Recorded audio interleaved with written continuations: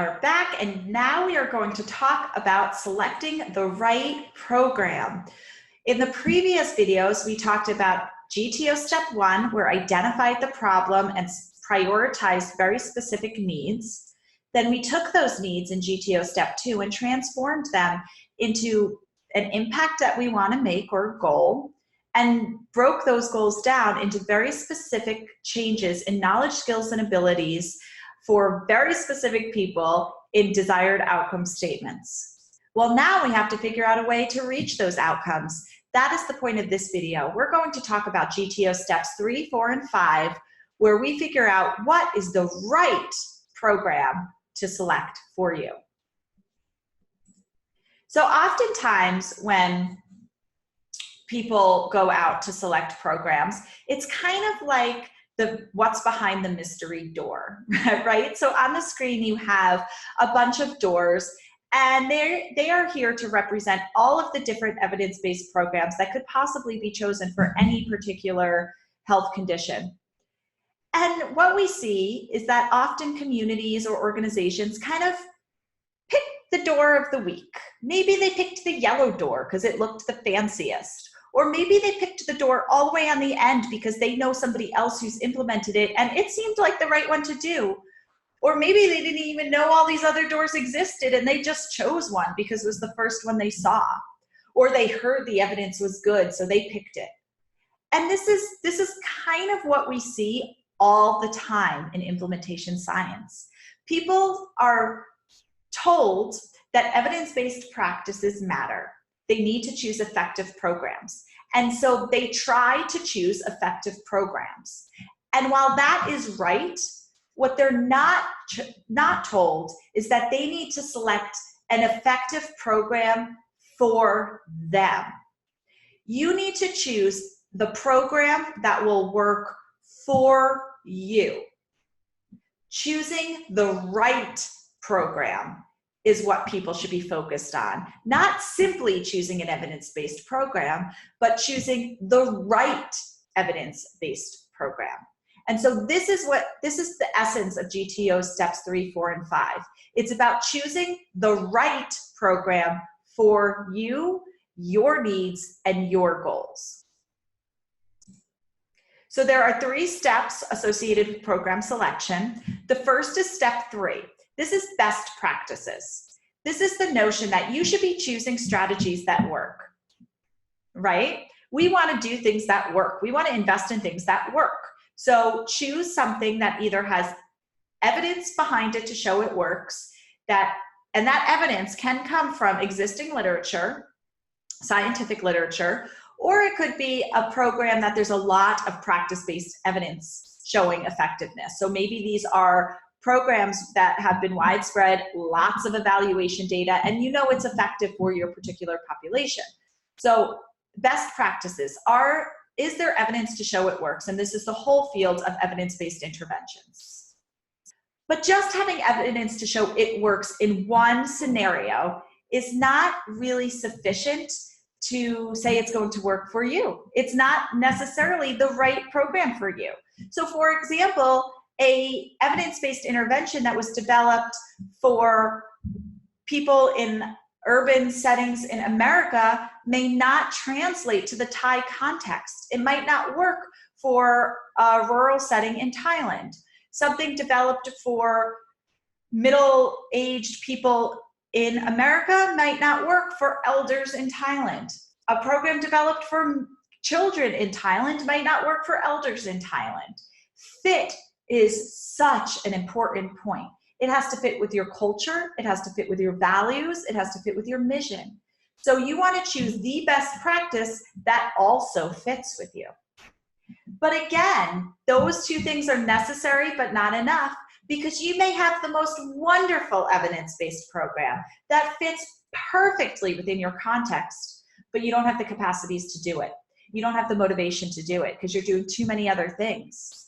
And so if you don't have the readiness, and we're going to talk about readiness in depth later, but if you don't have the readiness to do those programs and readiness can't be built, well then maybe you need to choose another program.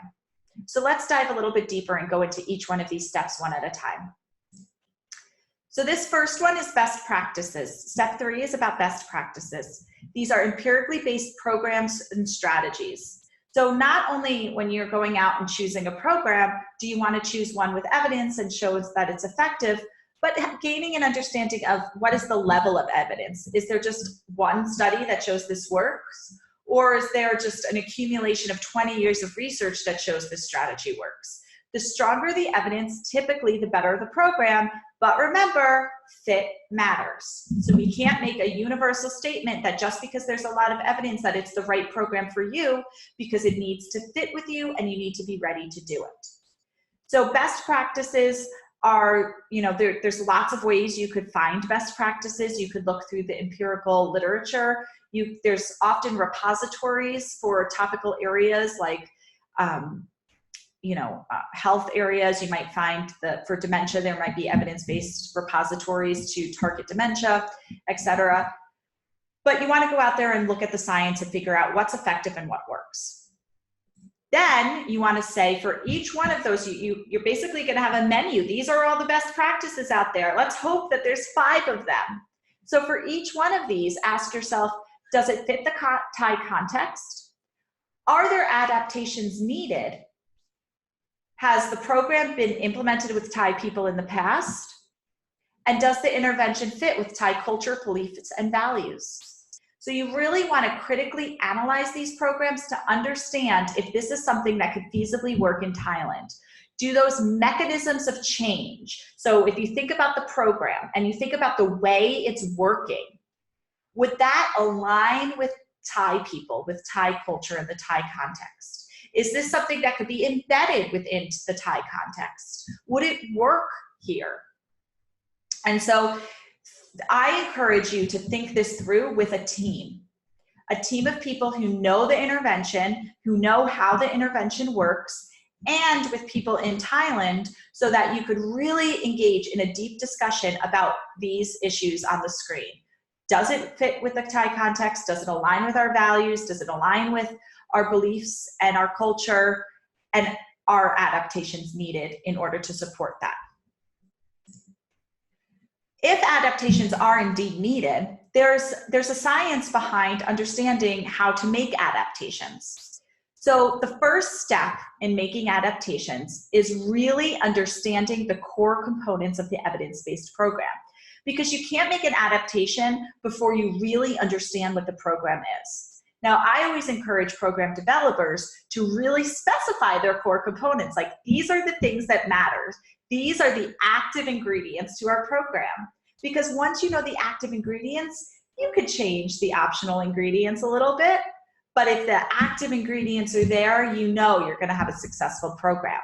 So there's 3 different buckets, if you will, of core components. There's what you are delivering. What is the content? So in terms of the physical activity intervention, what is the actual content in each module or each lesson that is being taught? What is the core ingredient of that content? What is the how? What is the pedagogy? How are you delivering it? Is it a case manager? Is it a family manager? Is it is it a group? What is how is it being taught? And then implementation. What are all the logistical things? Does the person leave their house and come to you? Do you go to them? What do the flyers look like? What do pamphlets look like? What do materials look like? All of that implementation stuff. So by thinking about these 3 things, content, pedagogy, and implementation, or what, how, and logistics, you could identify the essential elements that are responsible for change. So I'm gonna give an example here. So let's say in our physical activity intervention, you have a lesson where the elder is supposed to get up and walk around the block. Well, let's say that an elder is in a wheelchair. Is it going to mess up the intervention strategy if they move their arms instead of walk around the block? I don't know what the example would be. Or they simply practice standing up and sitting down. What is it about walking around the block? What is it about the content that is driving the change? Once you know that, once you know the essential element of walking around the block that is driving the change, then you might be able to make an adaptation. Or maybe the how, maybe it's a care manager who goes out to the house and helps teach these lessons to the elder. Well, what if the elder has such severe dementia that they can't do it? So instead they teach it to a family member. Is that an okay adaptation? Is that going to mess up the essential elements that are responsible for change, or does that work? I don't have the right answer here. These are all questions to prompt you to think about your intervention and what are the essential elements responsible for change.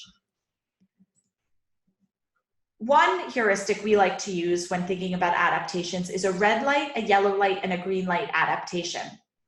So a red light adaptation is an adaptation that you do not want to change.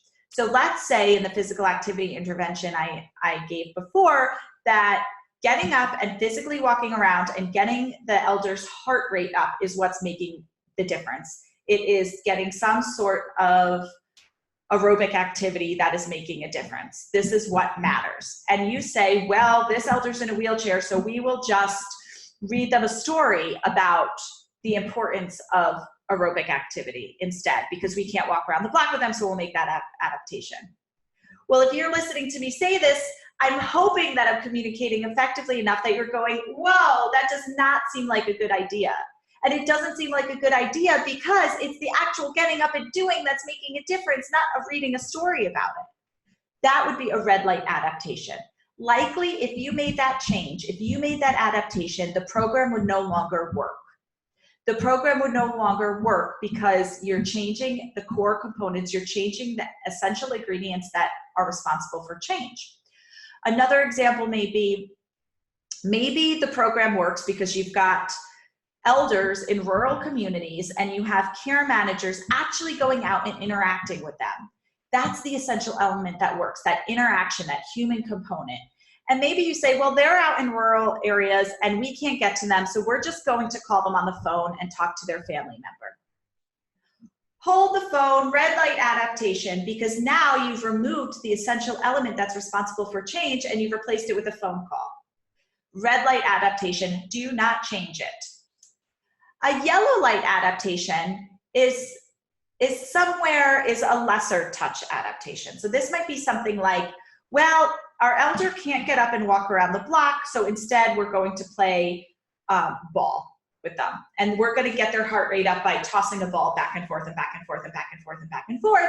And over time, maybe, they're going to, get a workout by just moving the parts of their body that they're physically capable of moving.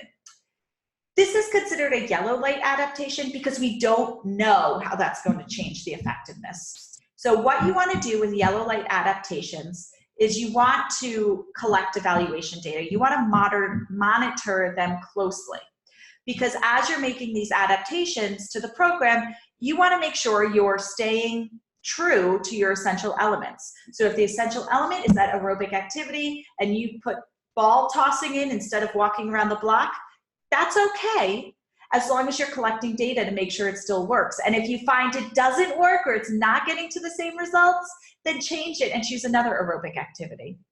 Or let's give an example of the how.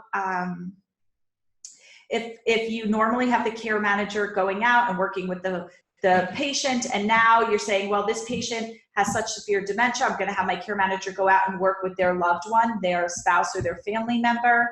Well, does that work the same? Does training the family member to do these things with the elder have the same effectiveness as just working with the elder directly? It seems plausible. I think it would work, but I don't know for sure because it's a yellow light adaptation. So let's collect data and be sure that this adaptation works. A green light adaptation are superficial things that you could change with no worries. So maybe you borrowed a program from America where you have all these flyers and signs and pictures and materials with Americans on the cover. Well, maybe you want to change them so you have pictures of Thai elders on the cover. That's a green light adaptation. The picture on the front, probably not going to really change the essential ingredients to success, so go ahead and change it. Change the materials to be in the Thai language. Change the materials to be in a format that's accessible to Thai people. Go ahead. That is all green light adaptation. You could change those without worrying that you're muddling with the core ingredients, the key ingredients, those essential elements that target the mechanism of change, that target the thing that's changing. So after you select your evidence-based program, or you look at your evidence-based program and you say, does this fit with the Thai context? You're going to say, are we ready to do it? So now turn the perspective onto yourself and your organization or your sub-district and say, can we do this? Are we ready? And readiness has to do with capacities. Specifically, you want to ask yourself two questions. Are you ready, or can you feasibly be ready? Can you build readiness? And you're going to look at these three areas. The capacities, the general capacities. Overall, are you a well-functioning system, and can you handle taking on this new intervention? The innovation specific capacities, which are, do you have the capacities, the knowledge, skills, abilities, and support to do this very specific best practice well? And do you have the motivation to do it? So we're going to cover readiness in module 2, but for now, I leave you with that thinking of, when you're selecting a best practice, you want to think about, is it effective? Does it have evidence behind it? Does it fit with the Thai context? And are you ready to do it, or can you become ready to do it? I was one step ahead, so I'll repeat this again. Step 3, is there evidence to show it works? 4, does it fit with the Thai context? And 5, do you have the capacities and motivation to do this well? From this, it should be pretty clear which intervention you want to choose. You're going to choose the intervention that has evidence that it works, that shows that it works with the Thai context, or you have developed adaptations that make it work, and that you could be ready for. With that, we then take that intervention and we move to a systematic planning process. I'll see you in the next video on step 6 planning.